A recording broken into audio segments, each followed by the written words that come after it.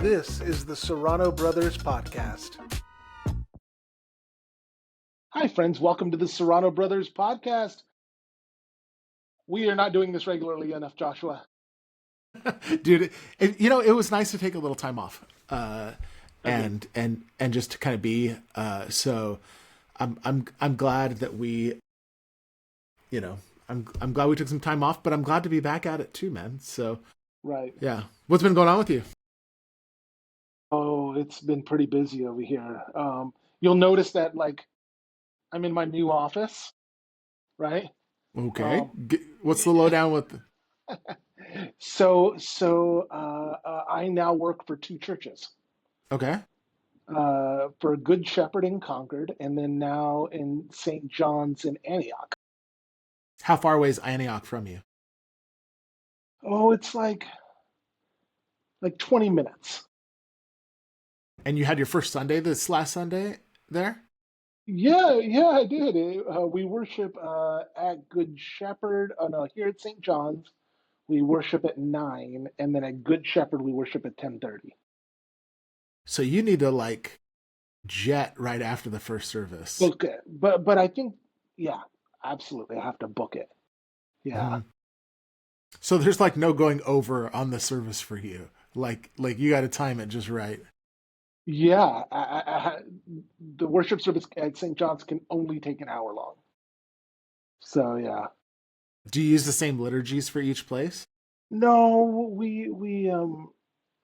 we have two different musicians and they have very different styles. And Okay. so like here we have a pianist, and over there at Good Shepherd we have a guitarist, and the guitarist is like really good at contemporary worship music, so like Chris Tomlin and all that kind of stuff. And so we do a lot of that music at Good Shepherd, and we do a lot of stuff out of the ELW at St. John's.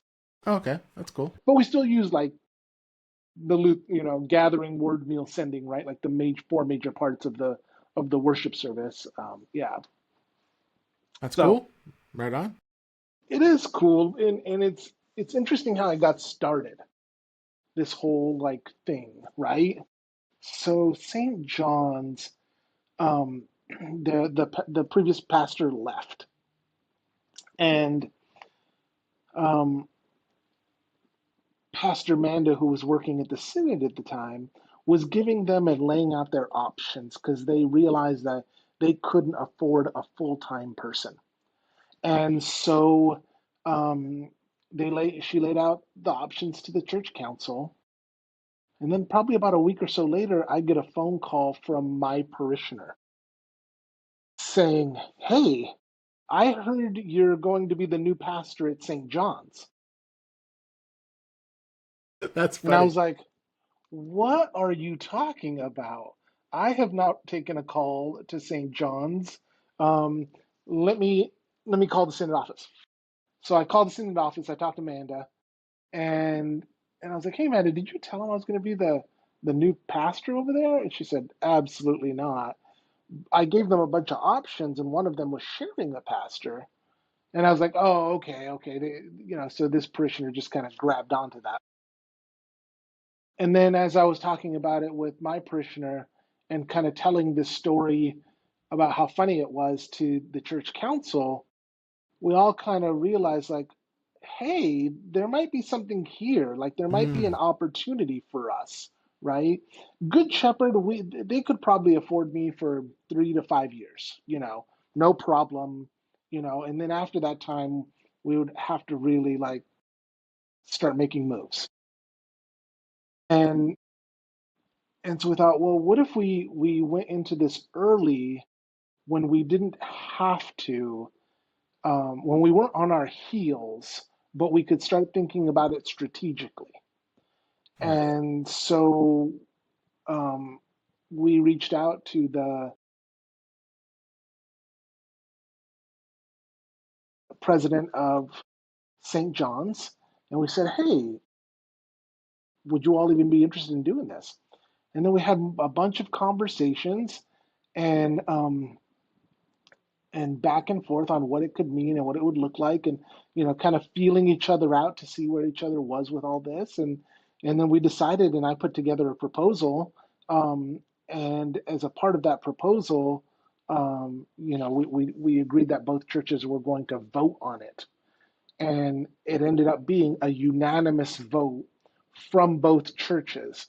And the way that it's really working is that I am the full-time called pastor to Good Shepherd, and I am being contracted out to St. John's for 20 hours a week. So you're being like subletted out to. Yeah, I'm being rented out. That's exactly correct. Right. And basically what that means is Monday, Tuesday, I'm at Good Shepherd. Thursday, Friday, I am at St. John's, and then I am at both churches on Sunday. But here's the deal with it. The deal is like I'm not working retail, right? So if I'm over here at St. John's and there's an emergency or a phone call from Good Shepherd, I can take that phone call because I'm still doing like the ministry, right? So Totally. so there are days when I'm working at Good Shepherd and I have to get some stuff done because Sunday comes every single week, earlier in the week for the worship service at St. John. So Yeah, yeah, it's like a 2 point parish deal. Like you're right. It's the understanding is that you're doing work. I think it's really cool that you're spending like office hours there. I think that's a great idea. well, it is office hours, but it's also like so like a Good Shepherd, I do visiting, right? Like, and so I'm away from the office during that, but it's on Monday and Tuesday. I don't really know the community here yet. I don't really have a list of people I need to visit, and so I'm spending a lot of time in the office. Right on, man. Right on. That sounds like fun. You know what? It is fun, and I think, man, I think this is the way churches are going to have to go for a while in especially here in the Bay Area. There's something like 50 open churches, and most of them, 99% of them, cannot afford full-time calls. And so churches have to start getting together and figuring this out because no pastor is going to want to work at one place half time and then have some kind of, unless they already have another uh, Job of some job. sort. Right. Right. Right. I mean, there are certain people who are chaplains and then they work for the church, or like Sarah Wilson, Pastor Sarah Wilson works for the seminary and then she has a part-time call up in Lincoln. Um, Totally. and that's good, but for people who are only want to be parish pastors and you know, we're gonna have to put churches together. Yeah. Yeah. Yeah. Yeah. I agree with you. I agree. Yeah. What have you been up to? Hey, so after Synod Assembly, Yeah? when was our Synod Assembly? September? No. Yeah. Uh, yeah. I got approached by the vice president, and he said, "Hey, we really need a member on council from your conference. Yeah? Would you be interested and willing to do it? For the have the council appoint you?" And Very nice. and I had thought about running, but then I was like, the kids are young, had other things going on. I don't really want to run for it. And so it just was vacant. So, but when Simon approached me, I was like, oh, okay, like I can do that. I'll do this. Sometimes So when you what get have you asked to done do so far? something, we have so far. I've been to one council meeting by Zoom, and that's a couple hours.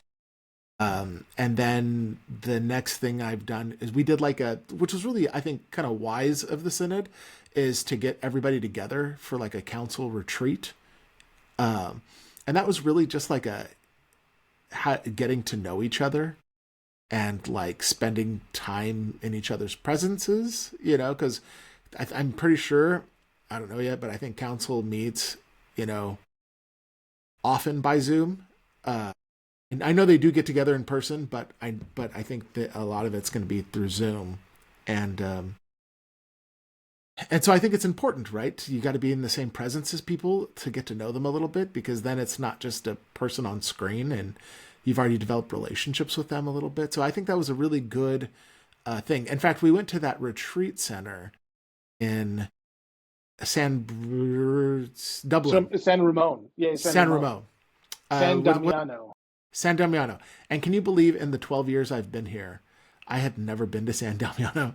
Really? Like, yeah, I just never been there. And I was like, oh, this place is beautiful. It's a lovely like retreat center. Uh, so that was like, that's been really nice to be able to get to know people and from across the synod. And we are there was some business sessions and stuff, but I don't, it's kind of, it all blurs together. So I couldn't tell you off the top of my head kind of what business items were taken care of. But like a normal church council meeting, you're talking financials, you're talking ministry, you're talking what's capacity of people, and Yeah. like what it's just on a bigger scale, right? And so it's been cool. And this is my first time. I've never been on synod. Have you ever done synod council before? Nah, I haven't been on it. Yeah. So this is my first time doing it, and yeah, I'm kind of looking forward to see how it shapes up, and Interesting. Yeah, yeah.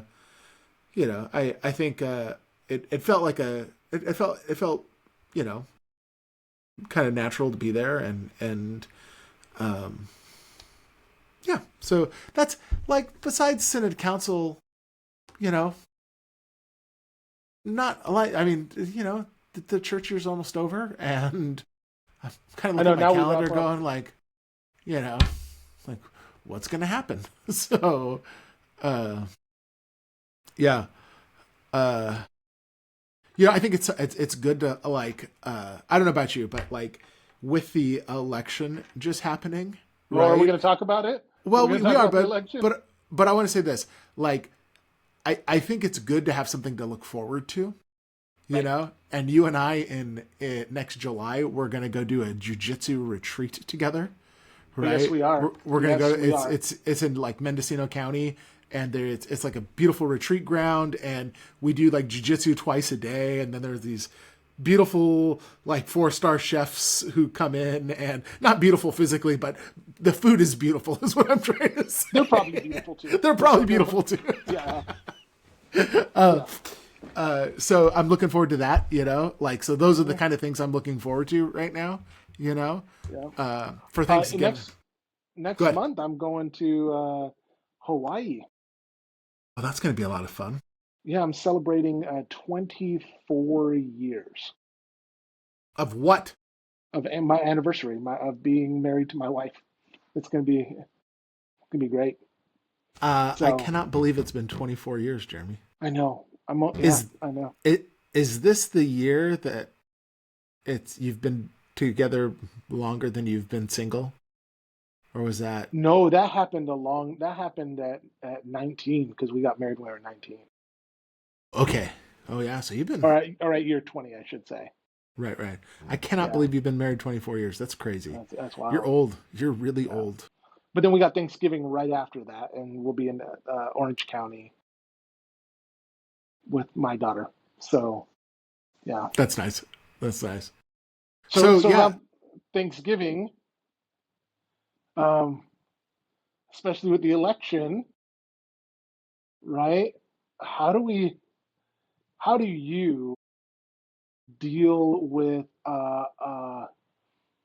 kind of our family members who have a radically different perspective than you do around the election?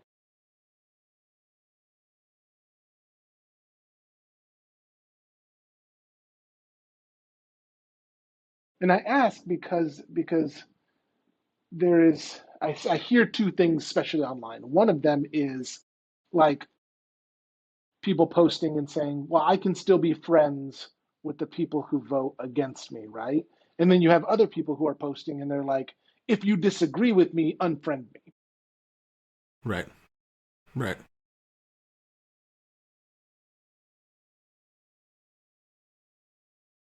I hold these things in tension, right? Because I think that we should be able to reach across and talk with people, right? And but there are certain policies that I think that the new administration um, might try to enact that could actively harm my transgender child. Hmm. You Hmm. know what I mean? And Hmm. so I have a little bit, I feel like I have a little bit more kind of concern, around that stuff. Uh, but in terms of talking with people, like what I, and like just engaging people in conversation, like I have to remember that like I sort of have to detach myself from all the feelings I have around it Hmm. and make a and like listen to what is important to them, and kind of try to draw out what is important to them, right? Um and then maybe show some inconsistencies and maybe listen for my own inconsistencies, right? Because I think we get really tribal. I think we get really tribal, and then it's like everything they do is wrong, and everything, and they perceive everything that I believe is wrong. You know what I mean? When I don't think that's true with most people. I don't think most people fundamentally um, will disagree about everything. I got this guy who's he's he's conservative. I love the guy so much. My jujitsu class, him and I'll chat every once in a while, and he's conservative. He's and I'm pretty sure he's a Trump guy. And but we'll like at like we'll be he'll the great thing about him though is like he listens. Like I don't feel like he's not listening to me. I don't feel like when I'm talking with him, he's just waiting to talk back. I don't feel like when I'm talking that when I'm trying to make a point that he does the, well, what about this? You know what I mean? Remember, there's always that, right? Like, what about so and so? And instead of answering the question directly, it's like you're trying to point out my inconsistency, so I'm going to point out your inconsistency, and so it shouldn't matter that we're all inconsistent because I feel like that's the end of it, right? Like, well, you're inconsistent too, so who cares? Like, and for me, I feel like what we really have to do is like think about what do we value, what is it that we can do together better than we can do apart, right? I think the idea of what freedom is going to be very important in the next 4 years because I think we have very I think we have different ideas of what freedom is, and that plays out differently in different situations, and it's applied differently to different situations. Yep. What you're saying is has a lot about nuance, Mm. and we don't do nuance very well right now.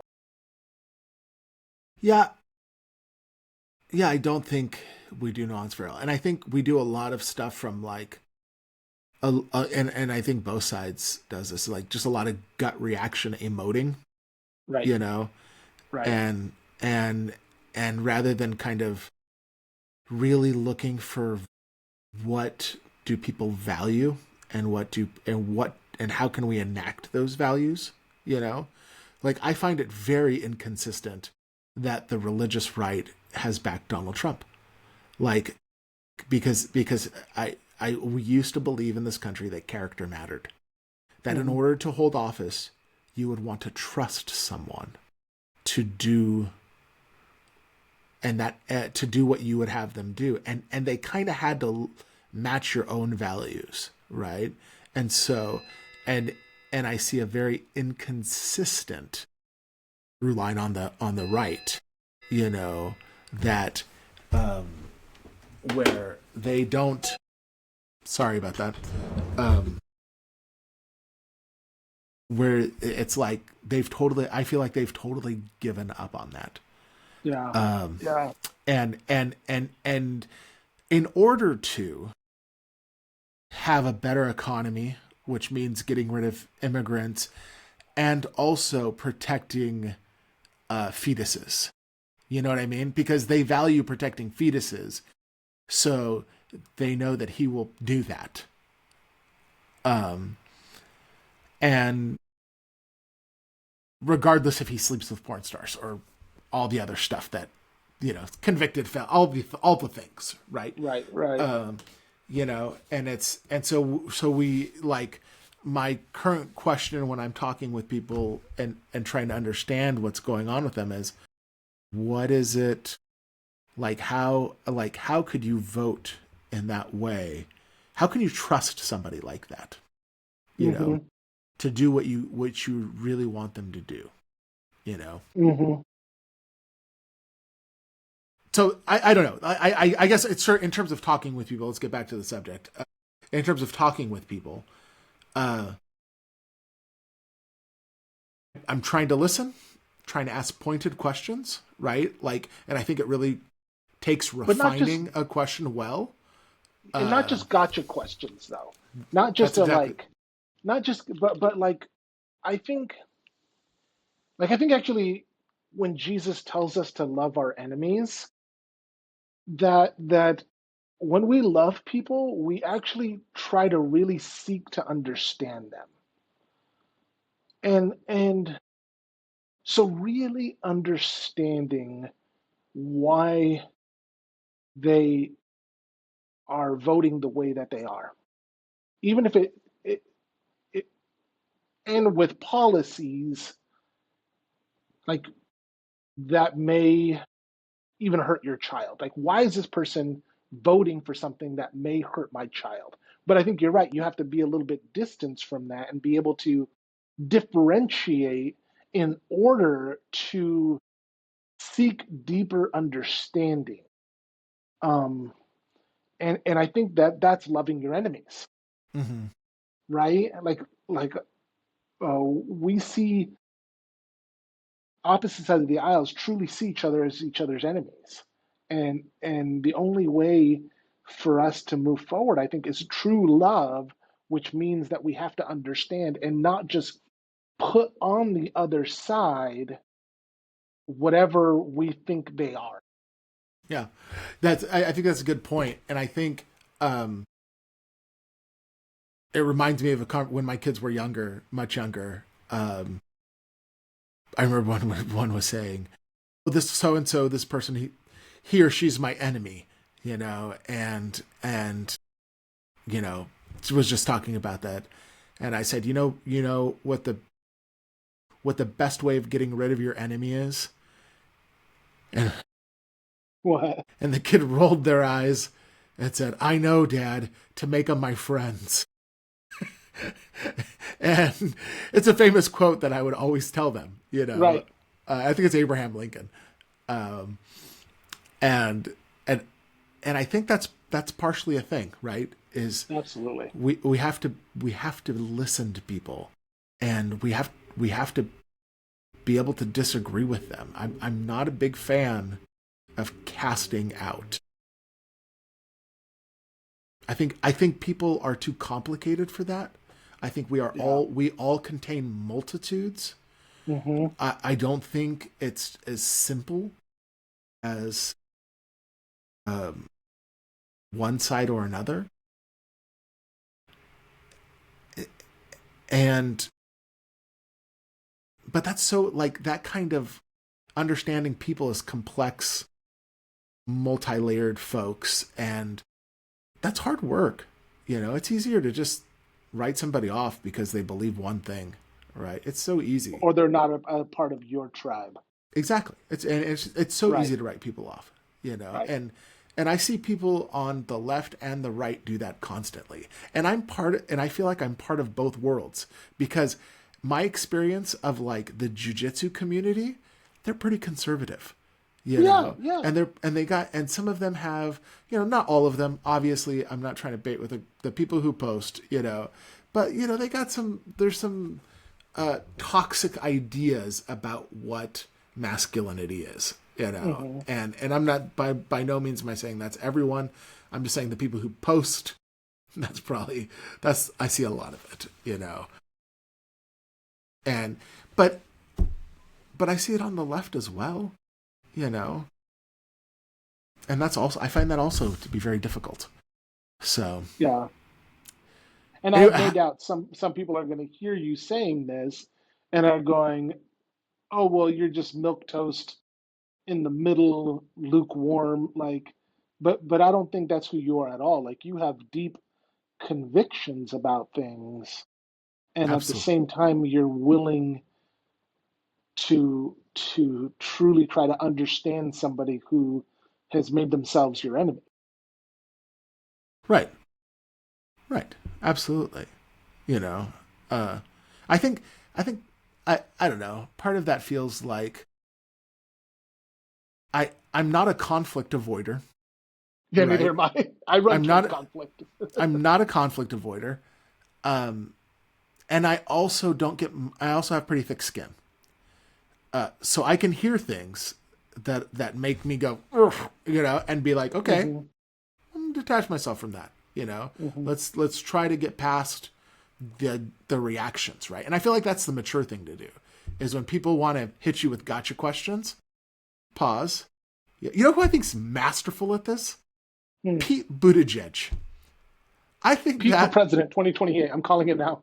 holy God, that guy is so good at like showing up on like Fox News and them trying to get a gotcha question and him just take it and kind of reformulate it and go, no, no, no, that's, or, he's just so good at like, he Pete doesn't Buttigieg, freeze.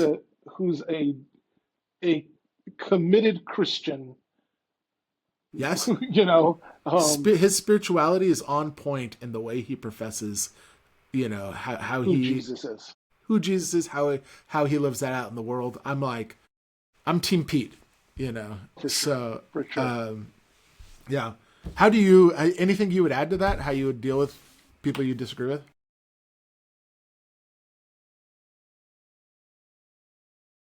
I think we have to like I think Ted Lasso, like I think Mm. like just embody Ted Lasso, like truly trying to understand people, giving people the benefit of the doubt in things, and like even with like legislation. I mean, the big one right now is pro, um, pro life, right? Like, what do people actually believe? You know what I mean? About this, right? Because to me, I got to tell you, pro life is completely understandable to me if somebody really believes that in the womb there's a child and that child is being murdered. If that's the framing of it, I get pro life, right? What I don't get in that framing is why those people aren't constantly burning down abortion clinics. Because if there was truly a murder factory that was happening, like, and they really, really believed that, like, can you imagine if there was if there was a place where you took a 15-year-old and killed them and they killed 30 15-year-olds a day? You would be To be morally obligated to do something, to right? get rid of that place. Right. So I understand the position. I understand the pro-life position. I don't understand why that position doesn't lead them to more action, Right. which makes me question what they actually believe. I think that's fair. Right. You I think know, that's yeah. so yeah, you know. Sure. We're touching on heavy stuff here. I know we Uh, go through a lot. I think this is a good one for us to come back on. that we're just gonna give each other updates. What was Right, going on. right. Uh, well, I'm interested to see how Sunday goes. Just with post Yeah, what are you election, gonna do with it? Bishop David Nagler wrote a great letter, and I'm Okay, actually going to read some of it.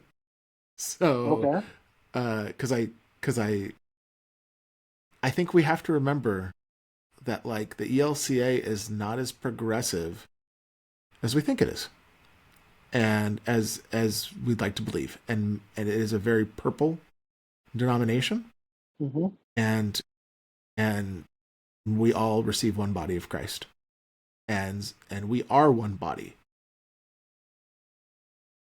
So I think we have to remember that.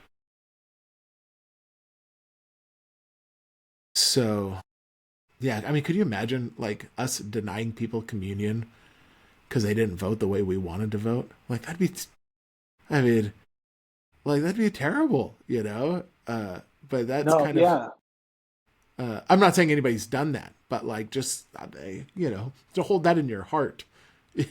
I don't want to do that. right. So I Neither think do it's I. I think it's a good reminder. I mean, now that Donald Trump's going to be the president, like our destinies are woven together, and so you know, I think it's incumbent on us to pray for him, uh, Indeed. that he makes just decisions, right? That would benefit people, and especially those who are disenfranchised, those who are, the lowly, the weak, the suffering. And here is where my faith is. Scripture tells us of leader after leader whose heart it turns towards God, no matter how terrible they were, right? Turn the heart of Nebuchadnezzar, right? That's the one that just can't comes to mind, right? With Shadrach, Meshach, and Abednego, right? I believe, I have faith that God can use anyone in order to continue the long arc of justice in the world. And I have faith that that's possible. And so that's what I'm going to pray for. Right, right. I mean, do I wish the other person was elected? Abso-freaking-lutely. 100%. but we are where we are now, and and I think we have to just live in that moment and create communities of care and love and preach the gospel of Jesus Christ. Right. Because I think that the way, as a pastor, I think it's good that we change policies. It's good that we change the direction of the secular society. But my goal is to transform people's hearts to Jesus. And I think that that's the way the world actually gets changed is by knowing and being in relationship to Christ. And the more we do that, the more the world changes. I love it. All right, we've been talking for about 30 minutes. I think that's a good place for us to end. Yeah, it's good seeing you, bro. All right, this has been the Serrano Brother Podcast. Thanks for listening.